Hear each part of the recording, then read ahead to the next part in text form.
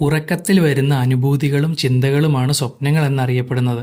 ആഴമുള്ള നല്ല ഉറക്കത്തിൽ തലച്ചോറ് പൂർണ്ണമായും പ്രവർത്തനരഹിതമാകുന്നു. അതുകൊണ്ടുതന്നെ മാനസിക പ്രവർത്തനങ്ങളും അപ്രത്യക്ഷമാകും. എന്നാൽ ഈ ബോധം കെട്ടുള്ള ഉറക്കം മുഴുവൻ സമയം ഉണ്ടാകുന്നില്ല. ബാക്കി സമയം നേരിയ ഉറക്കത്തിലായിരിക്കും. ഈ സമയത്ത് തലച്ചോർ ഭാഗികമായി പ്രവർത്തിക്കാൻ ആരംഭിക്കുകയും മനസ്സ് ചെറിയ തോതിൽ ഉണരുകയും ചെയ്യും.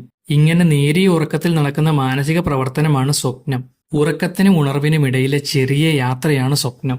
സ്വപ്നം കാണുവാനുള്ള കാരണം, ഉറങ്ങുന്നതിനു മുന്നേ മനസ്സിൽ ഒരു ചിന്തയെ മാത്രം പിന്തുടരുകയും അതിന്റെ എല്ലാ വശങ്ങളെക്കുറിച്ച് മനസ്സും ശരീരവും പിന്തുടരാതെയും ചെയ്യുമ്പോൾ അറിയാതെ തളർച്ച മയക്കത്തിലേക്ക് ശരീരത്തെ കൊണ്ടെത്തിക്കുകയും ചെയ്യുന്നു. ഈ കാരണത്താൽ പിന്തുടർന്ന ചിന്തകളെ പൂർണ്ണമാക്കാൻ ശരീരത്തിന്റെ സഹായമില്ലാതെ മനസ്സ് ഒറ്റയ്ക്ക് പ്രവർത്തിക്കുമ്പോൾ ഉണ്ടാകുന്ന പരിണിത ഫലമാണ് സ്വപ്നം. നമ്മൾ കാണുന്ന സ്വപ്നത്തിന്റെ 90% നമ്മൾ മറന്നുപോകും. ഓർമ്മയിലുണ്ടെങ്കിൽ പോലും മണിക്കൂറുകൾ മാത്രമായിരിക്കും അതിന് ആയുസ് ഉണ്ടാവുകയുള്ളൂ.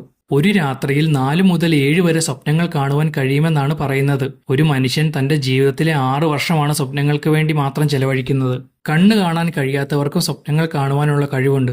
എന്നാൽ സ്വപ്നം കാണുന്നത് സ്പർശനത്തിൽ നിന്നോ ശബ്ദത്തിൽ നിന്നോ മണത്തിൽ നിന്നോ ലഭിക്കുന്ന അനുഭവങ്ങളിൽ നിന്നുമാണ്. ക്രിസ്റ്റഫർ നോളൻ സംവിധാനം ചെയ്ത ഇൻസെപ്ഷൻ എന്ന ഹോളിവുഡ് ചിത്രവും സ്വപ്നത്തിന്റെ ശാസ്ത്രീയ വശങ്ങൾ വിശകലനം ചെയ്യുന്നുണ്ട്.